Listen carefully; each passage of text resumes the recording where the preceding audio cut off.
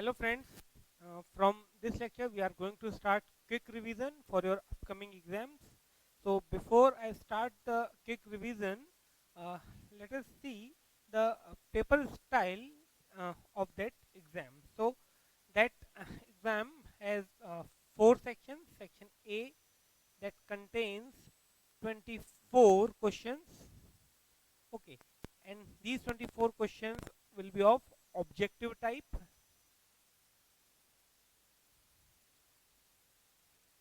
That means this contains MCQs, fill in the blanks, true, false, and one word. Okay, these 24 questions will be there, 1 mark each. So this becomes 24 marks, 1 mark each. Okay, then section B, part B, or it should be section B. Section B has 12 questions, 12 questions, 2 marks each. 12 questions, 2 marks each. But out of these 12 questions, you have to attempt any 9 questions. So here I am writing any 9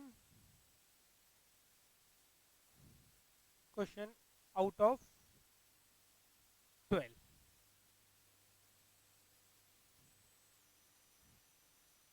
Okay, then section C. Section C has 9 questions. It has 9 questions, 3 marks each.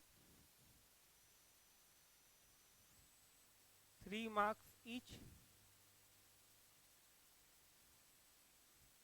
And here, out of these 9, you have to attempt any 6.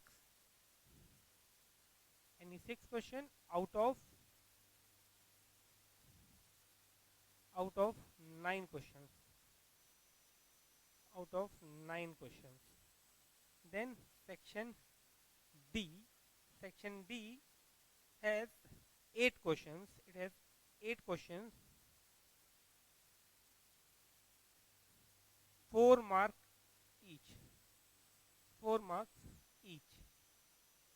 And out of these 8 questions, you have to attempt any 5 questions. Any 5 questions out of 8 questions. Okay, so this total is 24 marks. Okay, 1 mark each, so 24 marks. Here all questions are compulsory. In MCQs, fill in the blanks, true, false, one word. You have to suppose to write only answers. No need to write the question even in the fill in the blank. Just you have to write the final answer. Okay, then this uh, 12 questions, so you have to attempt 9 questions. So 9 into 2, that is 18 questions, 18 marks. Okay, then here in section C, 6 questions of 3 marks, that is again 18. Then here 5 questions of 4 marks, that is 20. So if you add all these, what you will get?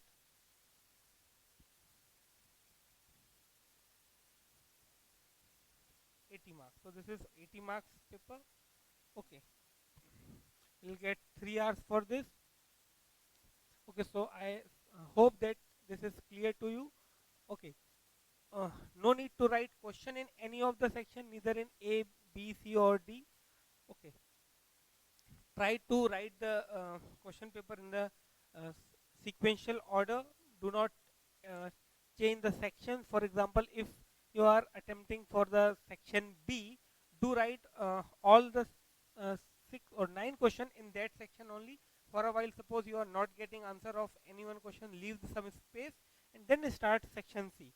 Okay, so that will be I hope that will be helpful for you. Okay, so if you want to note it down, I will give you 1 minute.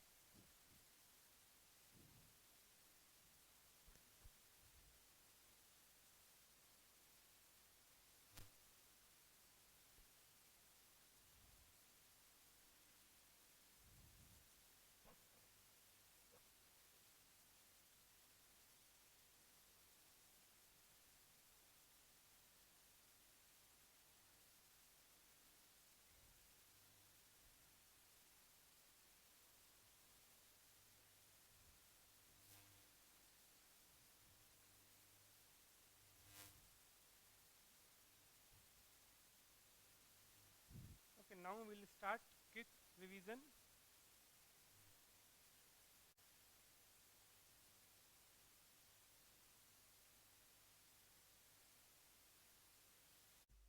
So we start with very first chapter, that is number system.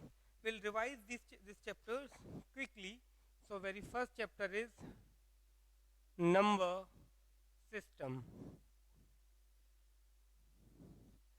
Okay, now number system. So first we'll see the type of classification of the numbers. Classification of numbers. Okay, I'm not going to very much in detail. We'll just review the topic. So classification of numbers. The very first is natural numbers, that is starting from 1, okay, and it goes up to infinity. Then whole number, that starts from 0, 1, 2, 3, goes up to infinity. Then integers, that starts from negative, that contains the natural number and the whole numbers as well as the negative of natural number. That means it starts from uh, negative of infinity. Then here I can write -3, -2, -1, 0, 1, 2, 3 up to infinity. That is integers. Okay, then we come to the rational numbers. Numbers that can be written in the form of p upon q, where q is not equal to 0. Also I can say p and q are co-prime. P and q are co-prime. Or in other words, I can say uh, HCF of P and Q is 1.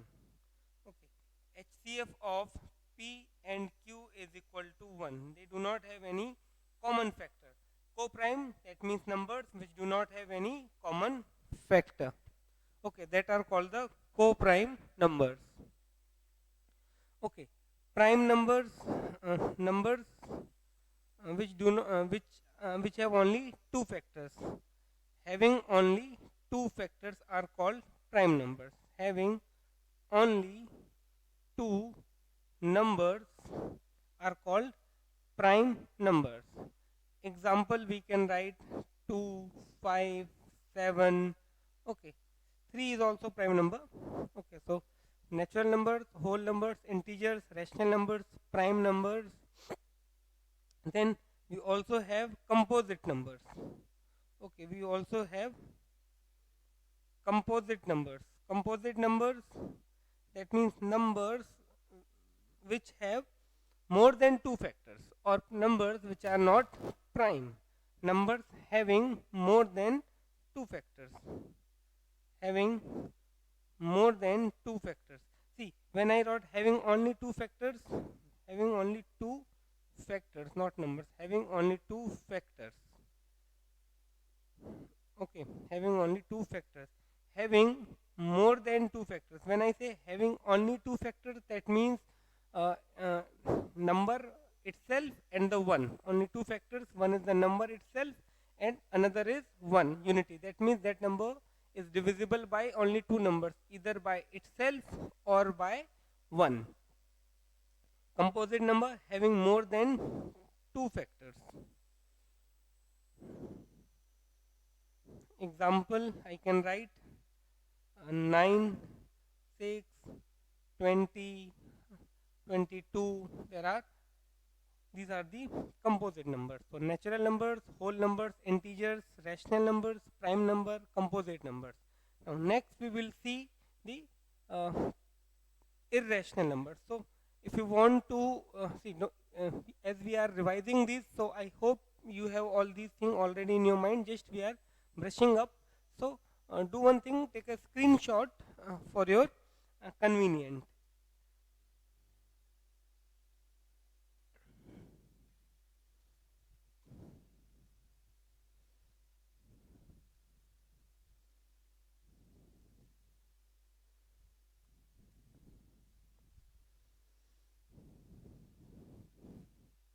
Okay, now next we will see irrational numbers.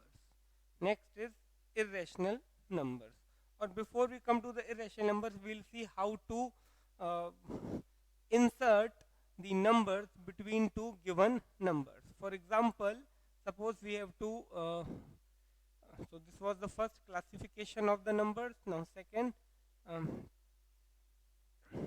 to insert rational numbers, or simply to insert numbers between two given numbers. To insert numbers between two given numbers. Okay, to insert numbers between two given numbers. For example, uh, we have a number 4 upon 7 and 3 upon 8. Now we have to find five numbers between these two numbers. So first of all, we'll make their denominators rational. So I do write 4 by 7 is equal to 4 by 7 multiplied by 8 divided by 8. We'll make the denominators equal. So this gives you 32 upon 56. Over here, I do write 3 by 8. 3 by 8 is equal to 3 by 8 multiplied by 7 by 7. I will multiply the denominator of this with this and vice versa. So here you will get 21 upon 56. So now it is easy to get the numbers between these two.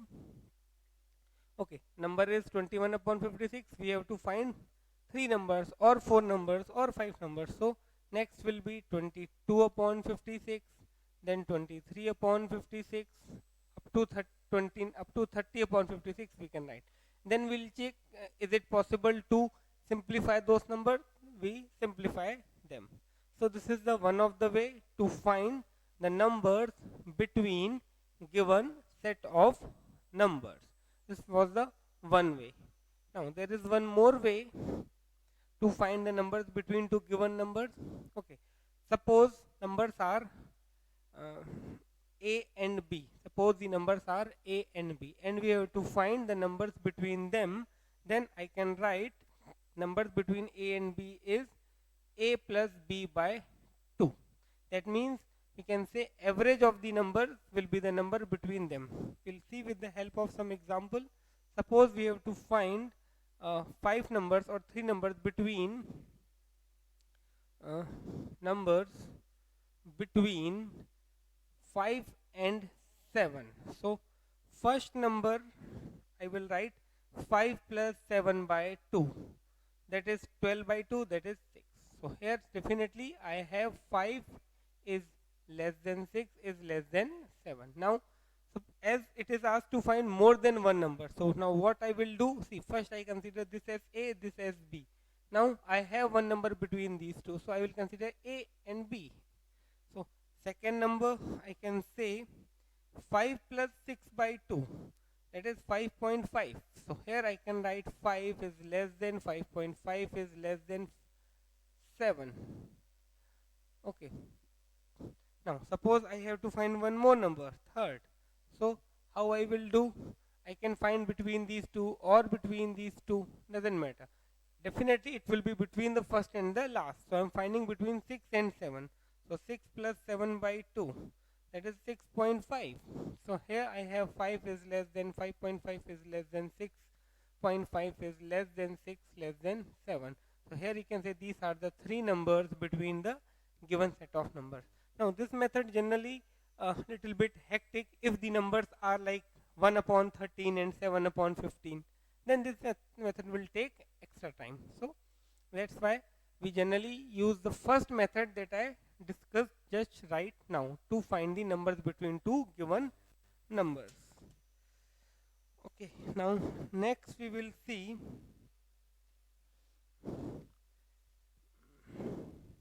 yes, terminating decimal and non-terminating decimal. Next is terminating decimal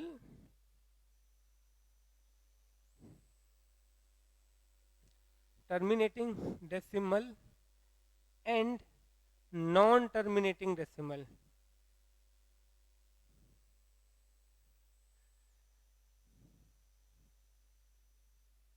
Terminating decimal and non-terminating decimal. So terminating decimal means, for example, see rational numbers that are in the p by q form. So if I do write some examples of the rational number, I can write 2 upon 5, okay, 1 upon 3, 7 upon 10, okay, 7 upon, yes, 7 upon 3, or if I write something different, 9 upon 7. Okay, these are the examples of rational number. All are in the form of p by q. Now, if I find the decimal expansion of this, this will become 0.4. This will become 0.3333 and so on. Okay, this will become 0.7. Here, decimal expansion of this is 2 point, sorry, 1 point,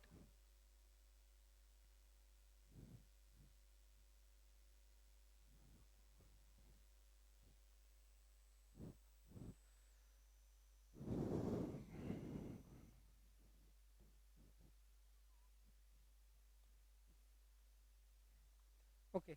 So this is also non-terminating. So here, if you see the decimal expansion, this is terminating. This is also terminating. Terminating, that means it gets exactly divisible. No remainder is left after some time.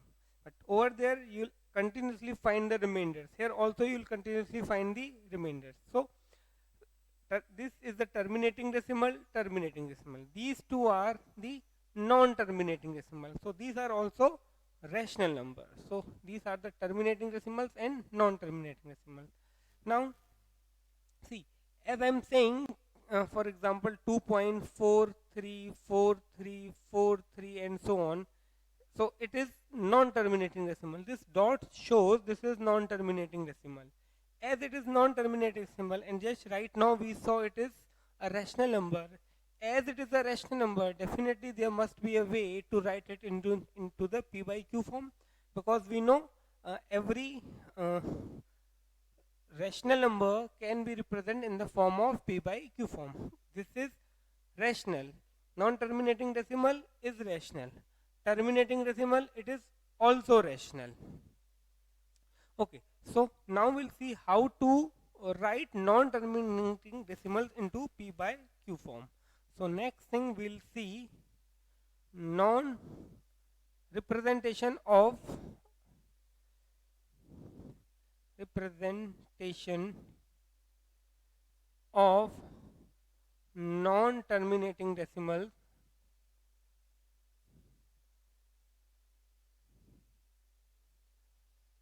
into p by q form.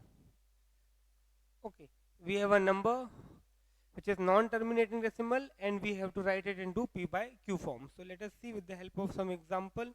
Suppose number is 2.737373 and dot dot dot. We have to write this into the p by q form. So, or suppose the number is 2.73 bar.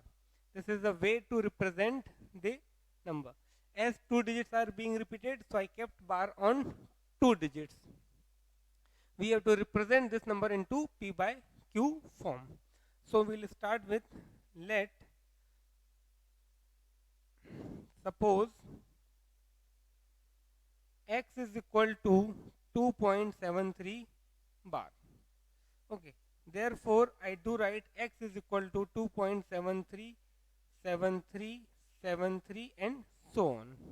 Now there are two quantities being repeated, so I will multiply by 100 on both sides. 100x is equal to 273.7373 and so on. Okay, therefore 100x is equal to 273.73 bar. Now this is equation 2, that was equation 1. I will subtract first from second. Second minus first. So here 100x minus x, you will get 99x, and over here you will get 271.00. So x is equal to 271 upon 99. So x was actually 2.73 bar, isn't it? So here I wrote this non-terminating decimal expansion into P by Q form. Okay, 271 upon 99. This is the P by Q form.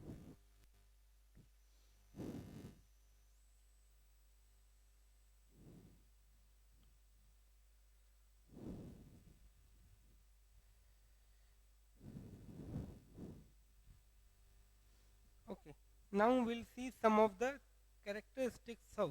Now we'll see the irrational number. Now we come to the irrational number. Next is irrational numbers. So first definition, I can say numbers which are not rational are irrational. Irrational numbers. Numbers which are not rational are actually called irrational numbers. So irrational numbers, or in other words, numbers whose decimal expansion is not terminating, is called irrational number. For example, pi is irrational. Okay, root of or square root of any prime number is not rational because its decimal expansion won't get terminated. Neither it will repeat nor it will terminate. So irrational number having decimal expansion non-terminating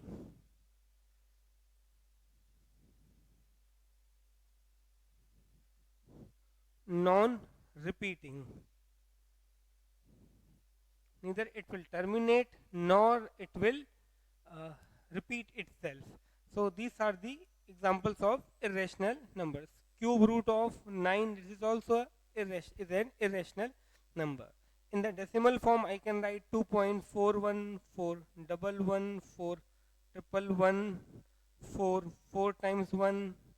Okay, and if I put dots, that means it will continue this pattern. Now here you can see it is not being repeated.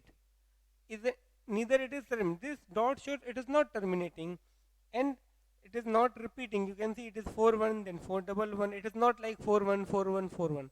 So it is not terminating, neither repeating. So it's an irrational number. Okay. Now next we will see that after irrational numbers we will see the sum of the operations on the irrational number. Okay, some of the operations on the irrational number, or the characteristics of irrational numbers. Operations on real numbers. Okay, operation on real number, that means if I add a rational number and irrational number, what I will get? Sum of a rational, or in this way, sum of irrational, two irrational numbers, sum of two irrational numbers. Okay, irrational plus irrational. It might be rational, it might be irrational. Maybe rational or irrational. Maybe rational, okay, maybe rational or irrational. Sum of two irrational numbers may be rational number, may be irrational number. Difference of two irrational numbers, again, may be rational or irrational. Then product of two irrational numbers, product of two irrational numbers may be rational or irrational, may be rational or irrational.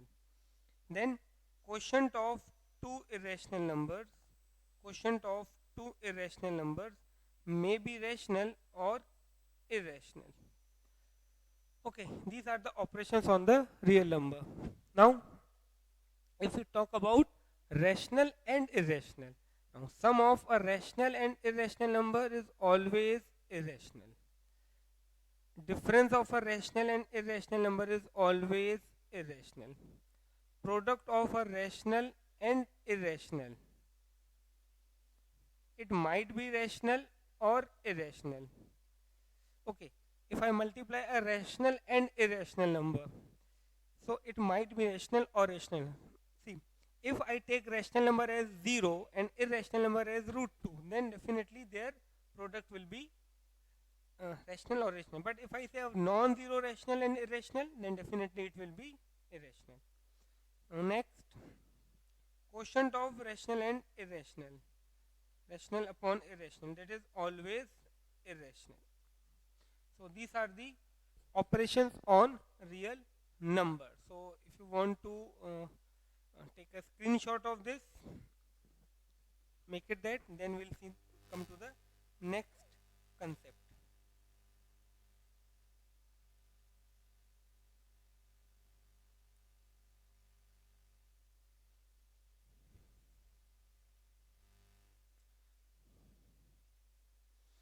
Okay, so now suppose we want to write two irrational numbers whose sum is rational.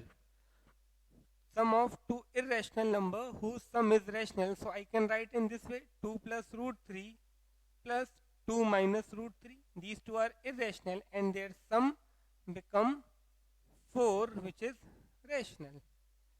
Okay, now if I want to write two irrational number whose sum is irrational, two irrational numbers whose sum is irrational. So these are the two irrational numbers and their sum is irrational, 2 plus 2 root 3.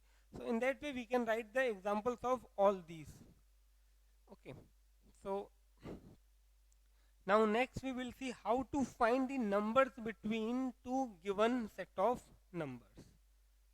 Okay, next we will see how to find the numbers between two given set of numbers.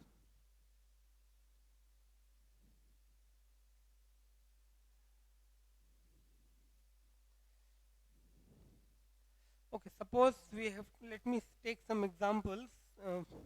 So suppose we have to find irrational number between 0.16. Okay, I'll give you example of 2 to 3 question that how to find rational and irrational between two given numbers. So first one is between 0.16 and 0.17.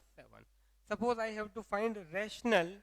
So rational, it is easy. First of all, I can write 0.16 is equal to 0.160. Okay, and 0.17 is 0.170. So rational number between these two, I can write 0.161. Okay, now irrational, if I have to write, so it's very easy. 0.161, 2, 3, 2, double 3, 2, 4 times 3, and so on. This is irrational number. Keep these dots compulsory. If you won't keep the dots, it will be considered as a terminating and it won't be irrational. Second thing, keep that thing in your mind that the pattern should not be get repeated. It should not be 2 3 2 3 2 3. Otherwise again it will be a rational number. So this is the way to write rational and irrational number between two given numbers. Let us see one more example. Suppose I say between root 2 and root 3. Okay, so there are two ways. First, do convert this into decimal form. So root 2, you should know it is 1.414 and root 3 is 1.73. So a rational number between these two, I can directly write 1.5. This is 1.4 something, this is 1.7. Even I can write 1.6. And irrational number, it is always easy. 1.5, 2, 1, 2, double 2, 2, 2, 1, 2, double 1, 2, triple 1, 2, 4 times 1, and so on. So this is the way to write irrational numbers.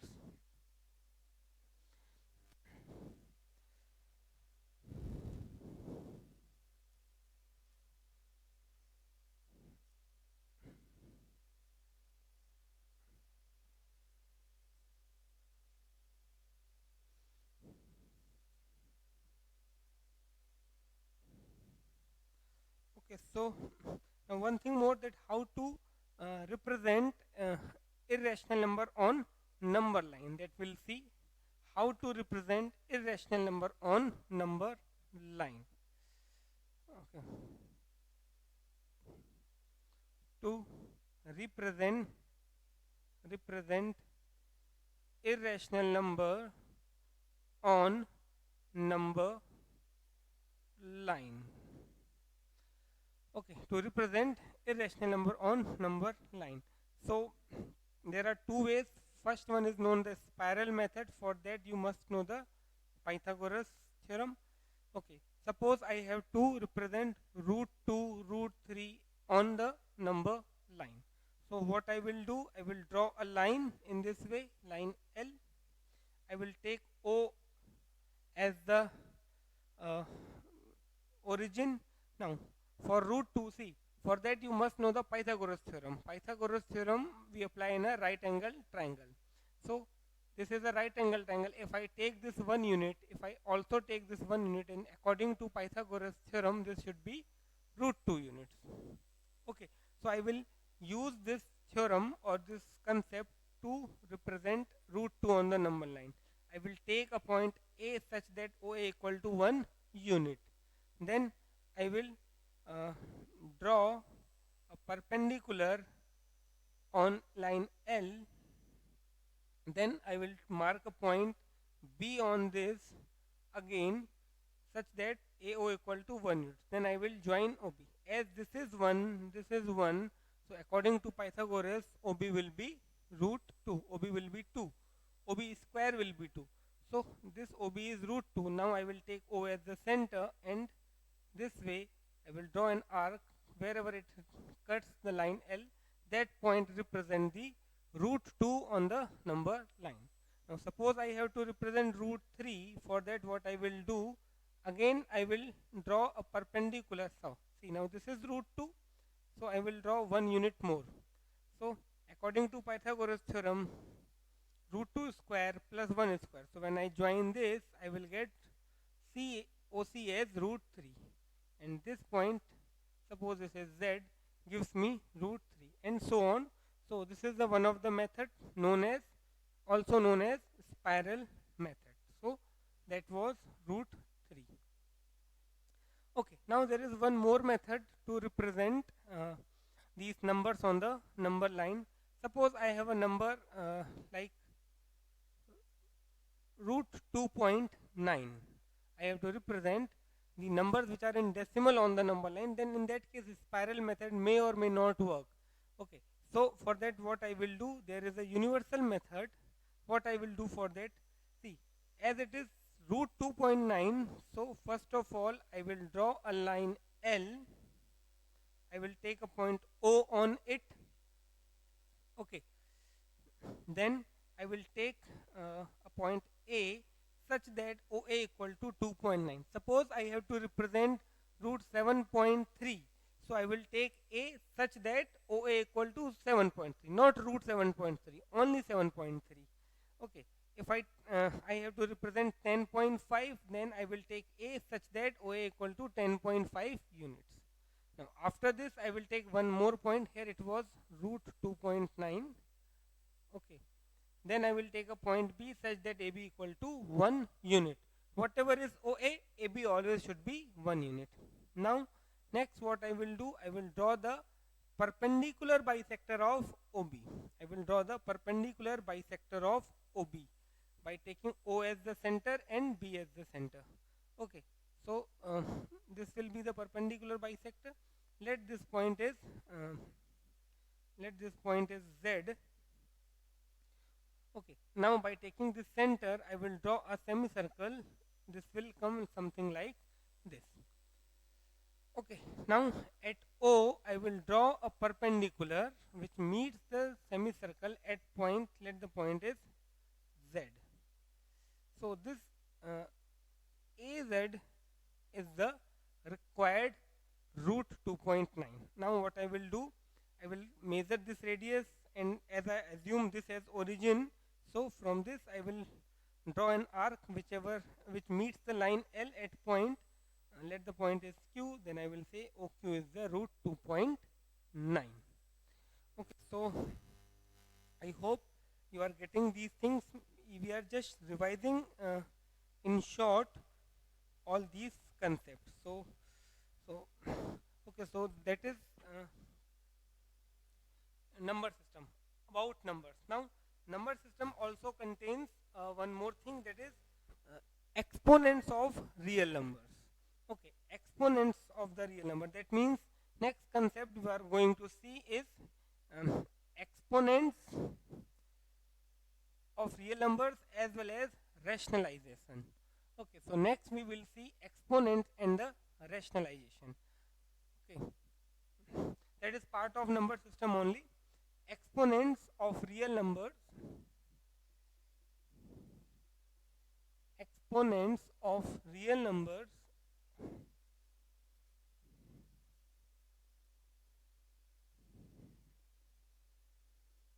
exponents of real numbers and rationalization, and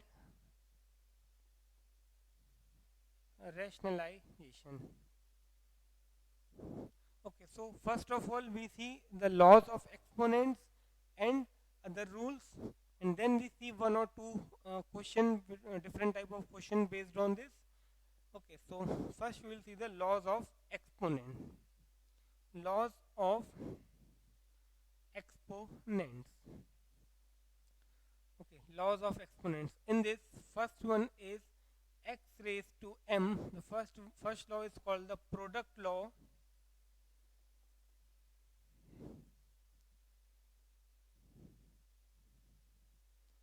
Product law, that is x raised to m into x raised to n is equal to x raised to m plus n. Second, it is called quotient law.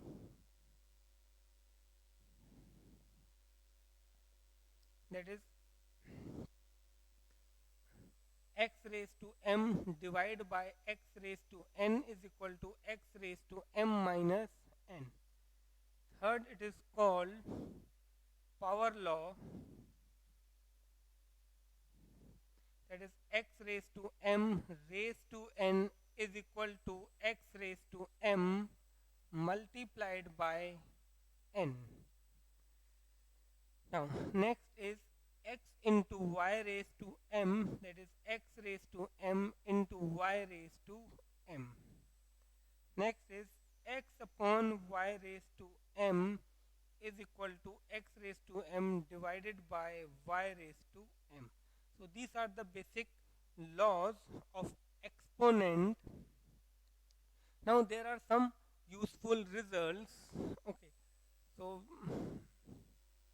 that we need throughout these chapters. So next I am writing over here some useful results.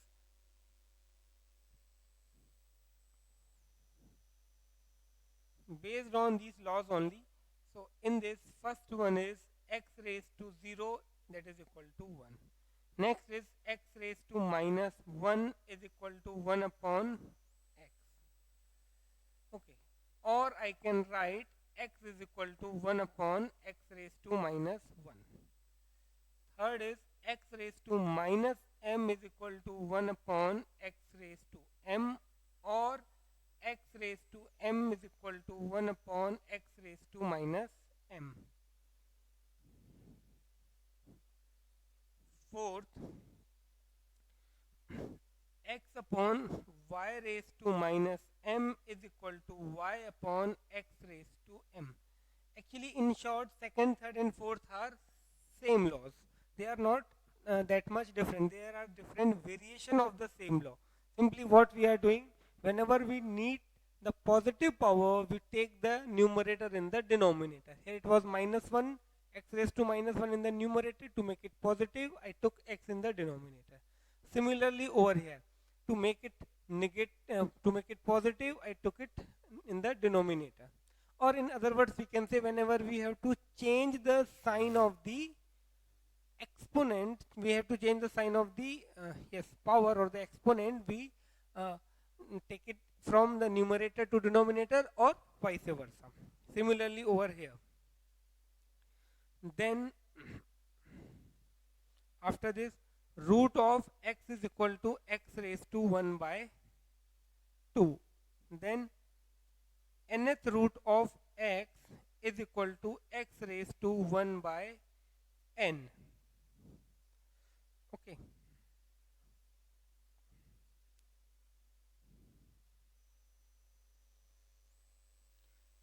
nth root of, this is read as nth root of x. Okay, other than this, we also need some laws. That is seventh one, if x raised to m is equal to y raised to m, then x equal to y. That means if two quantities with same power are equal, therefore their basis will be equal. And eighth one, if x raised to m is equal to x raised to n, then m is equal to n. Then m is equal to n. So these are the laws of exponent, and these are some useful results which we need throughout this chapter. So note it down, or better to take screenshot, then we see some questions based on this.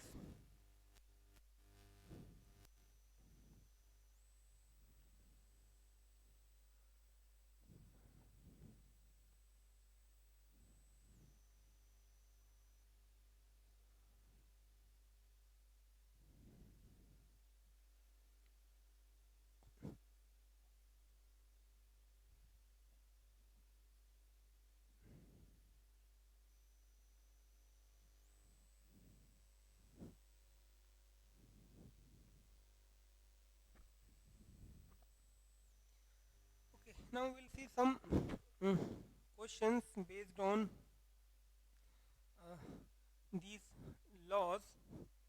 Okay, the very first type of question that they ask you to simplify this. Okay, that means you have to simplify the given simplify the given expression. Okay, so like this example, that 81 raised to minus 2 multiplied by 16 upon, sorry, 32 raised to 32 raised to minus 1 upon 5, or 1 upon 5. Okay, I am taking very simple example to make you learn that which type of questions can be asked. So here 81 raised to minus 2, so here I can write 9 raised to, this is actually 1 upon 2. So 9 raised to 2 raised to 1 upon 2 plus 2 raised to 5 raised to 1 upon 5. So here you will get 9, and here you will get 2, that is 11. So this is the first type of question, that is simplify the given expression. Okay. Now next variety of question that we'll see, that they do ask to find the value of x. Suppose I have a question, here you have to find the value of x. Now find x. The question is 3 raised to x minus 3 raised to x minus 3 raised to x minus 1 is equal to 18. You have to obtain the value of x. So for that, what I will do, 3 raised to x minus 3 raised to x into 3 raised to minus 1 is equal to 18. So 3 raised to x can be taken common, 1 minus 1 upon 3, 3 raised to minus 1, that is 1 upon 3. Here I applied which law? X raised to minus 1 is equal to 1 upon x. Using this law, I wrote this is equal to 18. So 3 raised to x, here 3 minus 1, that is 2 by 3 is equal to 18. So 3 raised to x is equal to 18 multiplied by 3 divided by 2, that is 9 into 3. So here I can write 3 raised to x is equal to 3 raised to 3, so x is equal to 3. Okay, so this type of questions you may get, that simplify this. Okay, let us see some one or two more questions.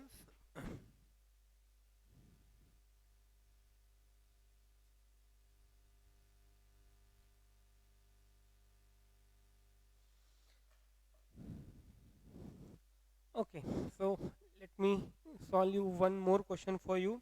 Suppose we have to simplify 5 multiplied by 8 raised to 1 by 3 plus 27 raised to 1 by 3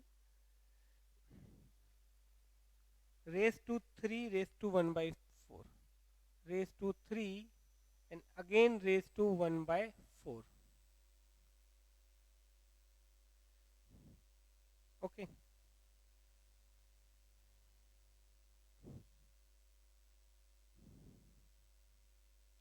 this.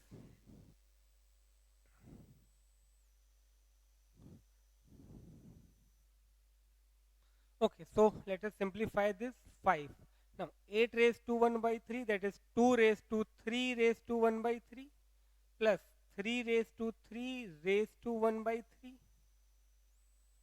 raised to 3, then again raised to 1 by 4. However, this type of sum can be done orally. So here 5, here I will get 2 plus 3, isn't it? Raised to 3. Now this raised to 3, then raised to 1 by 4. So this is 5 multiplied by 5 cube raised to 1 by 4. So 5 raised to 4 raised to 1 by 4, that is equal to 5. So this type of questions are there in the simplification section. Now we'll see some.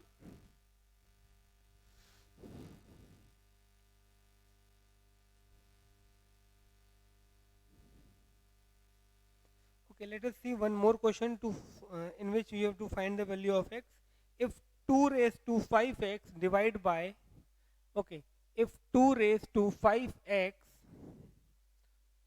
if 2 raised to 5x divided by 2 raised to x is equal to fifth root of 2 raised to 20. Okay, so this is 2 raised to 5x.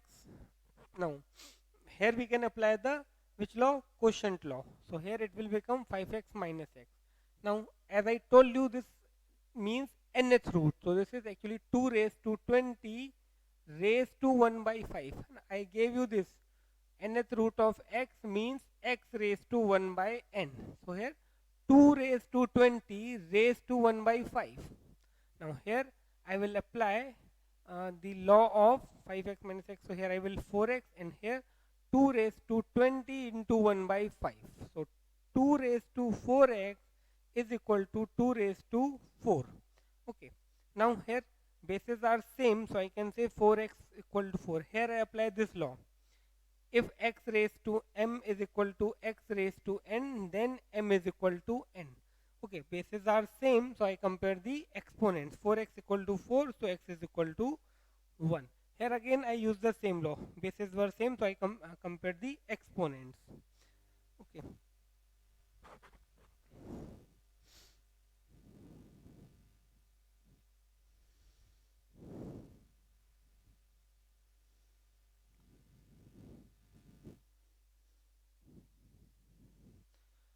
Okay, so that is about these exponents.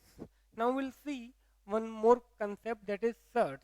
In short, we will see the surds, and we won't get in the detail that surd. See, actually this type of expression is actually called surd, where n should be greater than uh, 2.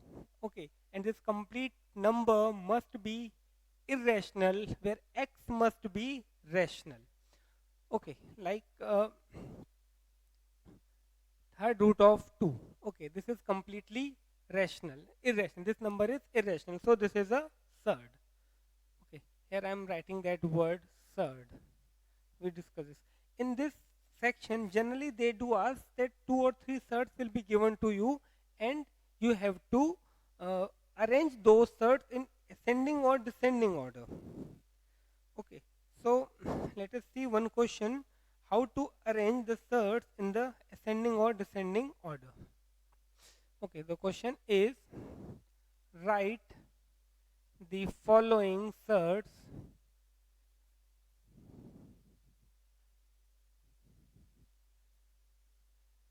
in increasing order of their magnitude. Okay, the surds are third root of 2, the second one is sixth root of 3, sixth root of 3, next is fourth root of 9. Fourth root of 9. These are the surds. Okay. Now, how to arrange these surds in the ascending or descending order? The two things that you should understand: the power or the order must be same. Then only it is possible to compare the surds. So here, first we have to make their order same. Here, order of the first surd is 3, order of the second surd is 6, order of the third surd is 9. So here we have to make their order same, and for that we have a rule. So here uh, I'm writing the order changing rule for surds. Okay, what that rule is: if I have nth root of x, now if I want to, for example, here if it is 3, suppose I want to make it 18. So for that I have to multiply this by 6. That means if I multiply any quantity in third, I have to raise the power of the radicand. The term x is called the radicand by the same quantity. As I multiplied here by m, I will increase the power of the radicand by m. Okay, this, or I can write one more way, the same thing in another way. If already there is a power m, and suppose here it is n, then what to do? The same thing. I suppose I multiply this by p, so I will raise its power by p. That's it. Now, if I say I'm multiplying the raising the power by p, it means what I want to say. It means this is, here it is np, and here this is x raised to mp. Okay, so these are the order changing rules for the surds.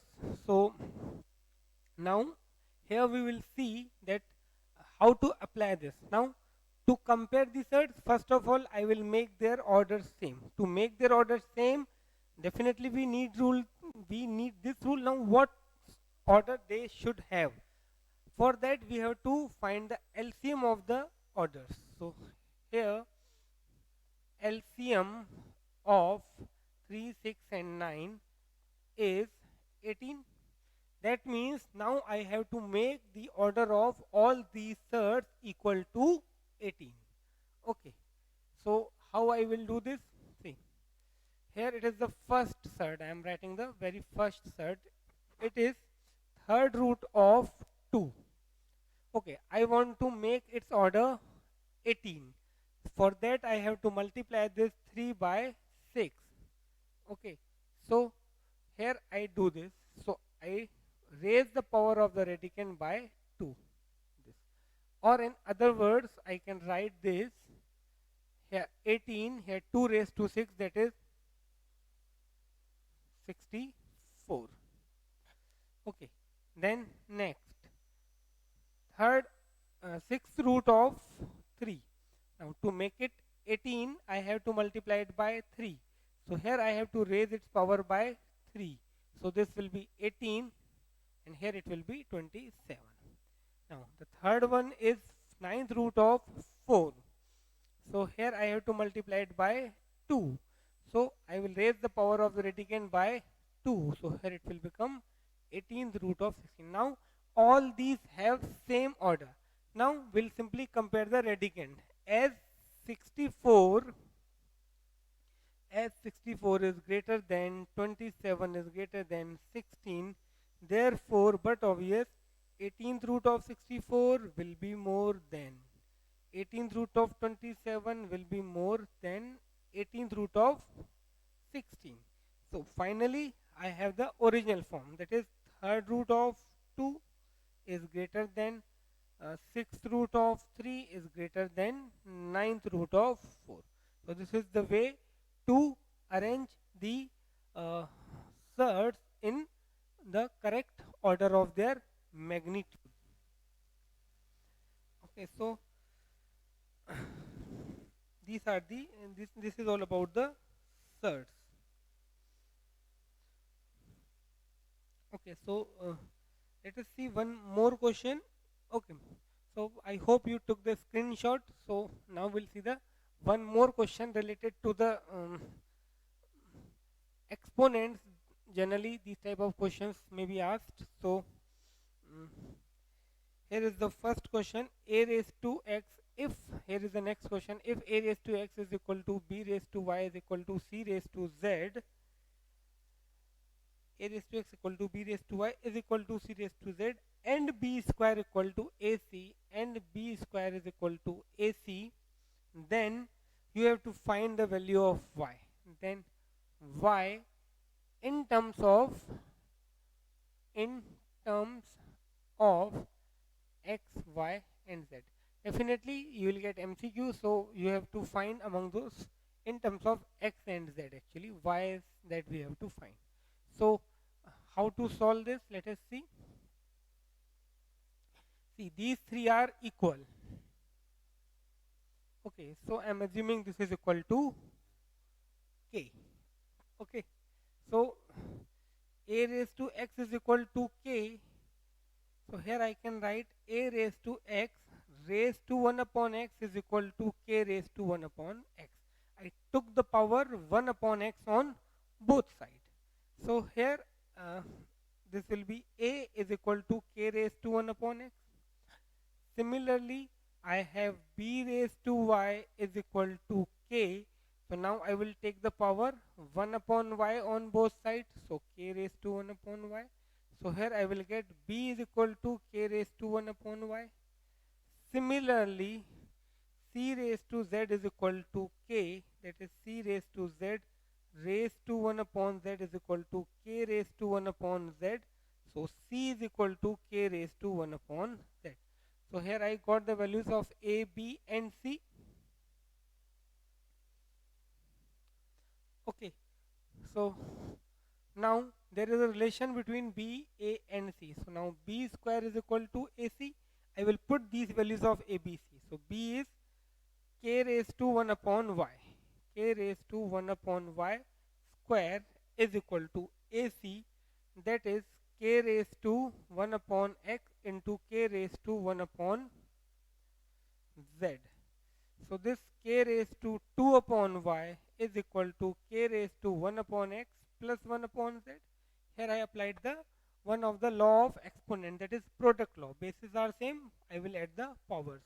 Now again here I am using the law. Uh, as the bases are same, powers must be equal. So 2 upon y is equal to 1 upon x plus 1 upon z. So here I will get 2 upon y is equal to x plus z upon xz. What I need to find? Value of y. So I will reciprocate on both sides. So here I will get y upon 2 is equal to xz upon x plus z. So y is equal to 2xz upon x plus z. So this is the value of y.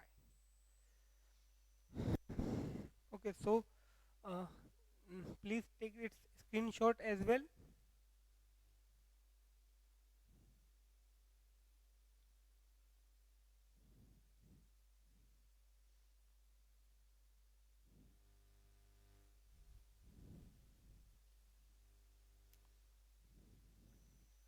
Okay, so that is all about the exponents and real numbers. Now in next lecture we'll see rationalization. Also we'll start polynomials. Till then, bye. Thank you. Take care. Stay at home.